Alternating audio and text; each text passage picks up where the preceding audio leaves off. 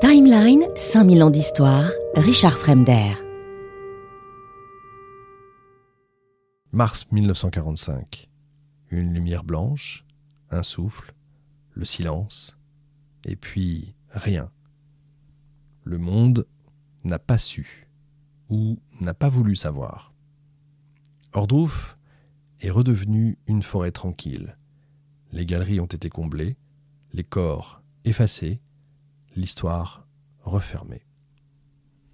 Et pourtant, grâce à l'ouvrage de Rainer Karlsch et à Eric Branca, qui en a parlé dans son dernier ouvrage, 300 jours, je voulais la rouvrir.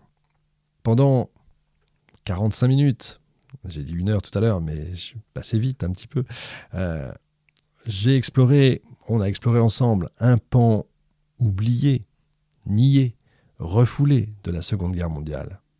Une hypothèse longtemps considérée comme absurde, voire complotiste, encore une fois celle d'une arme nucléaire allemande testée dans l'ombre à la veille de la chute du Reich.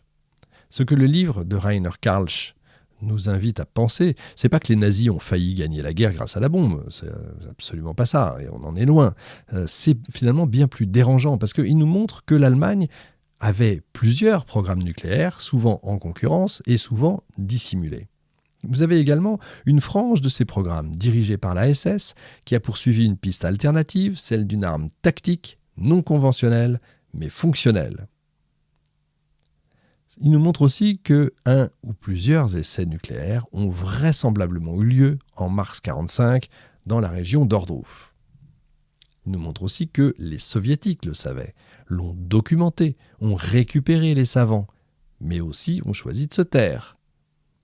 On voit aussi que les Américains, là encore, on le savait, on le sait aujourd'hui, ont clôturé le récit autour de leur propre triomphe atomique en effaçant toute trace concurrente. Et on sait aussi que l'Allemagne de l'après-guerre a préféré croire à la légende des savants résistants plutôt que de regarder en face ce que certains de ses scientifiques et de ses militaires ont réellement tenté. Alors oui, on peut le dire, la bombe d'Hitler a certainement existé. Pas celle d'Hiroshima, pas celle de la terreur stratégique, mais une bombe suffisante pour tuer, pour terroriser, pour croire à une revanche. Une bombe construite avec l'énergie du désespoir, avec les prisonniers comme cobayes, avec l'idéologie bien sûr comme moteur.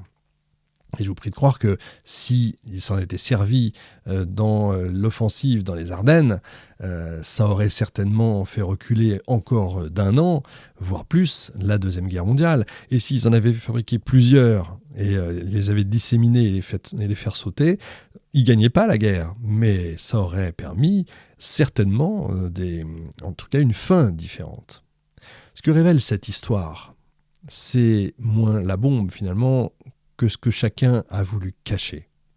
Ce qu'elle révèle, c'est encore une fois, l'histoire officielle, c'est aussi une construction, qu'elle se fabrique après coup, dans le silence, dans les intérêts croisés, dans les oublis utiles. Et c'est pour ça qu'il est si important de lire, d'ouvrir des livres, des vrais livres. Il n'y a pas que YouTube, il n'y a pas que les podcasts, bien sûr, mais lisez les livres même s'ils vous dérangent, ceux qui interrogent les certitudes. Hitler's Bomb de Rainer Karlsch est vraiment de cela. Je ne sais pas s'il a été traduit en français d'ailleurs, moi je l'ai lu en anglais pendant tout l'été. Alors il ne nous donne pas toutes les réponses bien sûr, il y a beaucoup de documents qui sont fournis, mais en tout cas il pose la bonne question.